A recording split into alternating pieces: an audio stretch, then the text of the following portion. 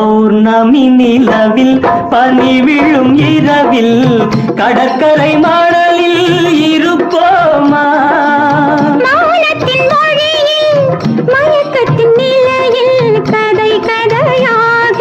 படிப்போமா